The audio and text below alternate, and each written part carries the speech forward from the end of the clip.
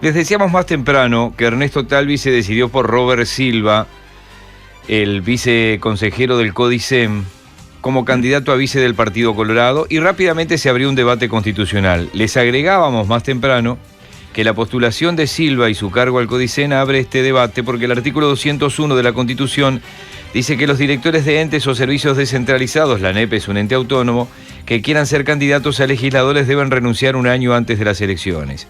En el Partido Colorado creen que eso no es una inhibición para que Silva sea candidato a la vicepresidencia, porque entienden que no es legislador. Obviamente hay por lo menos 2 bibliotecas, y los colorados, cuando el Frente Amplio pretendió darle al vice Sendic el subsidio, en la palabra del propio Amorín Valle, le había dicho a la presidenta de la Cámara de Senadores y de la Asamblea General, Lucía Topolansky, usted es legisladora, porque si quiere va a bajar y va a opinar y va a dar su voto acá también.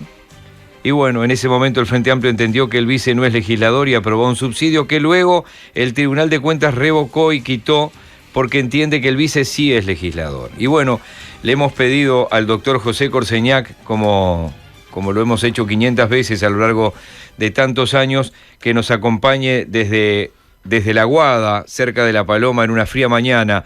Doctor Corseñac, buen día y muy amable como siempre. Buen día, con mucho gusto, ¿cómo no? Bueno, y entonces lo escuchamos. Bueno, el tema es el siguiente, la pregunta es el abstracto y vamos a prescindir de que todos esos otros detalles de quién hizo esto y quién hizo lo otro.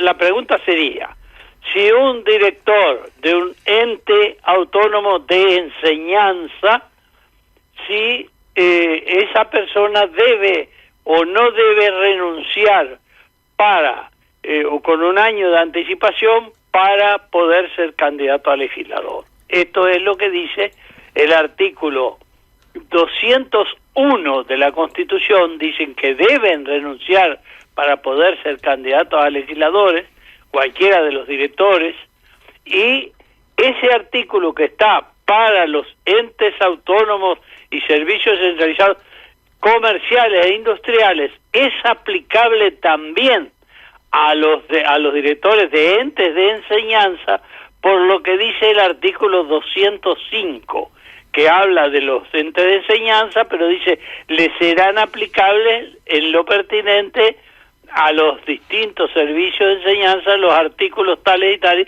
y nombra al 201, que es el que establece la prohibición sin renunciar un año antes. ¿Está claro? Ese es el problema. Entonces, el traslado del problema es así: ¿un vicepresidente es un legislador o no es un legislador? ¿Y entonces? Porque la Constitución, cuando habla del vicepresidente, dice vicepresidente, y cuando habla de los directores de los entes, dice directores de los entes. Entonces, para mí, la cuestión no es discutible. Ni siquiera considero que haya 2 bibliotecas. Para mí es clarísimo que es un miembro del Senado y de la Asamblea General, o sea que es legislador.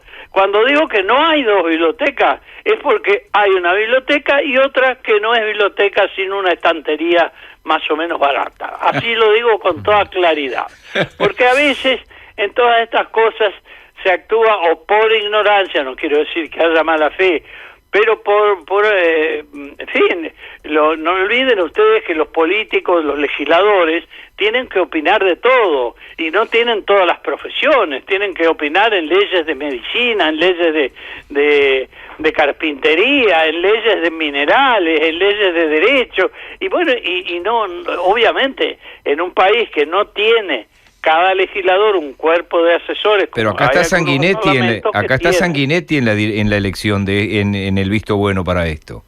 ¿Cómo? Acá está el doctor Julio María Sanguinetti dando el visto bueno para esta candidatura. Bueno, lo que yo quiero decir es lo siguiente: el vicepresidente de la República es el presidente del Senado y el presidente de la Asamblea General, que es el poder legislativo actuando en reunión de las dos cámaras, ¿verdad?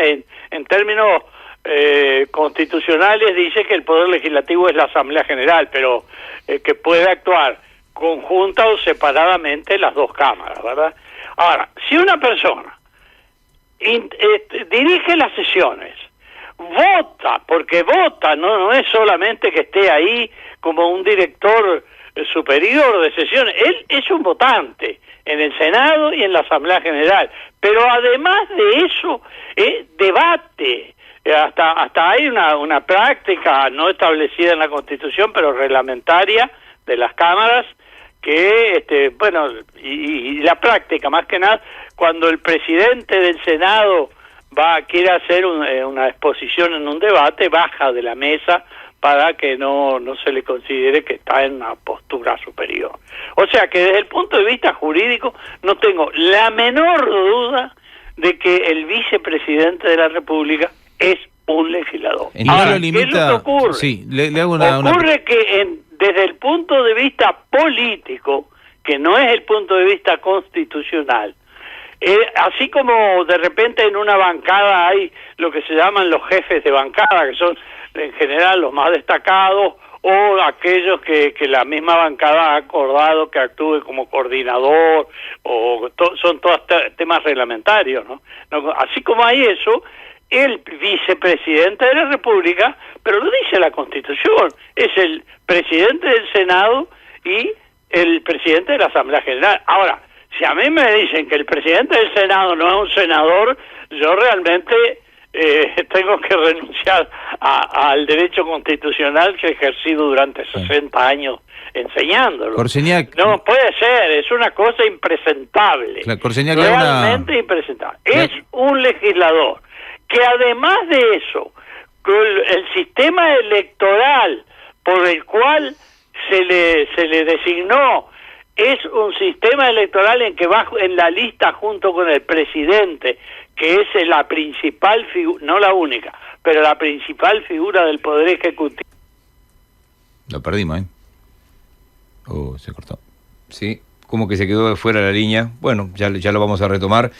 Es muy claro lo que ha dicho, ¿no? Un vicepresidente, eso no es un legislador, para mí es clarísimo, dijo que es legislador, puede votar y debatir en el Senado, no hay dos bibliotecas en este caso, dice el senador Corseñac, así que vamos a intentar retomar este contacto con su casa en La Aguada, en las cercanías de La Paloma. ¿Tú ibas a preguntar algo? No, le quería preguntar, leyéndole el artículo 201, porque sé que los constitucionalistas son muy puntillosos de cada palabra que figura. Y para aclarar esto, porque en realidad quiero ver si es lo mismo ser legislador, que está claro, él ya lo dijo que es, pero como el 201 dice, para poder ser candidatos a legisladores, es como que la limitante es ser candidato a legislador. Si ser candidato a la vicepresidencia es directamente ser candidato a legislador. Por eso no, se lo quiero preguntar a él, supongo pero que es la misma lectura. Clarísimo. Bueno, él dice que es legisladora, y él dice, para mí es clarísimo que es un legislador. Por eso puede votar y debatir en el Senado. Lo que quiero preguntar si el candidato a la vicepresidencia no debería estar la palabra. Corseñac, buenos días, retomamos la charla. Bueno, retomamos la charla. Le quiero hacer una pregunta. Yo sostenía, sí, no, pero espéreme un segundito. Que no tengo dudas de que el vicepresidente es un legislador. Pero le quiero hacer una pregunta. El jefe, el presidente del Senado y presidente de la Asamblea General Legislativa. Por lo tanto, es un legislador. Allí vota, allí discute, si quiere, baja de la mesa para discutir y todo eso. ¿Qué es lo que confunde a mucha gente? Lo confunde que el sistema electoral del vicepresidente va junto con el presidente, la llamada fórmula presidencial, presidente y vicepresidente. Y los legisladores van en otra lista, dentro de la misma hoja de votación, pero en otra lista. Entonces, si por esa razón dirían no es un legislador, entonces habría que decir, por ejemplo, que los diputados son diputados del departamento y no representantes nacionales como lo dice la Constitución, que es el verdadero nombre, a pesar de que el sistema electoral de los diputados es en circunscripción departamental, a diferencia de los senadores.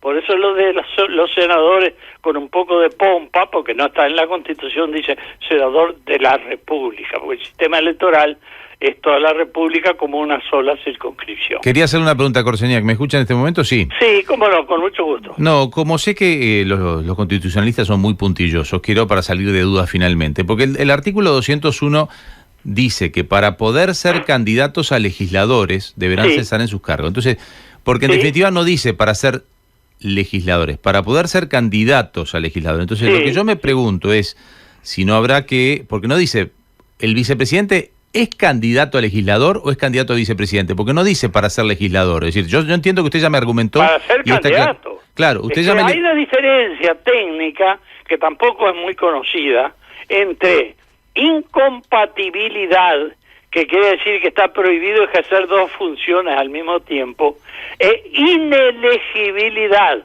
Una persona no puede ser elegida legislador. Pero el vicepresidente es candidato a legislador. Elegida legislador en un sistema donde los legisladores son electos, es obvio que si no puede ser ni siquiera elegido, no puede ser candidato, o sea, tiene una inelegibilidad. Obviamente el vicepresidente es un legislador y por lo tanto está afectado por esta disposición que está en el 201 y aplicable a los entes, a los directores de enseñanza por el artículo 205. O sea, el vicepresidente entonces es un candidato a legislador.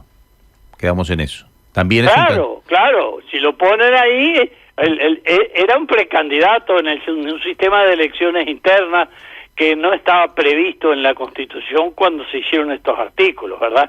La Constitución del 67, que es la vigente, no preveía el sistema de elecciones internas. Por lo tanto, no podía prever que después de electo el presidente le proponía a la autoridad partidaria, o sea, a la convención que lo designara. Todo eso vino después, en la reforma de 1996. Ahora, estos artículos hay que interpretarlos en su sentido realmente claro. Si no puede ser candidato a legislador, ¿cómo va a poder ser legislador? Hay que inventar toda una teoría, esa teoría para mí no es una biblioteca, repito, es una estantería, y por lo tanto me parece claro que el legislador para hacerlo tiene que, si es una persona que integra un directorio, sea de entes comerciales o sea de entes de enseñanza, tiene que renunciar un año antes para poder ser legislador, o sea, para ser candidato a legislador, por lo tanto, como consecuencia, para ser legislador, porque no hay legisladores que no sean candidatos a legisladores. Muy bien. El sistema uruguayo, por suerte y para siempre, pienso yo, mientras seamos una república, no lo van a designar a dedo como hacían en la dictadura, como pusieron a Echegoyen de presidente de un Consejo de Estado, que es un remedio del Parlamento, como puso Bordaberry cuando dio el golpe de Estado. Bueno, esas cosas fueron productos de golpes de Estado, pero estamos hablando de un Estado de Derecho.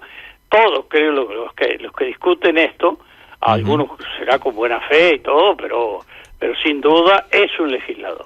Muy bien. Y me parece que la cuestión tiene, como diríamos, una connotación de teoría que recién aparece. Se ha discutido, sí, la condición jurídica del vicepresidente, porque el vicepresidente, además de que es un legislador típicamente, porque es como el león, ¿verdad? Si tiene cabeza y cola y patas de león, es un león. Si el vicepresidente está en el Senado, lo preside, vota, discute en el Senado, bueno, es un senador. Y además es presidente de la Asamblea General, que es la reunión de las dos cámaras. En el lenguaje académico, para la Constitución, Asamblea General es sinónimo de poder legislativo, pero agrega que podrá actuar en cámaras separadas o juntas.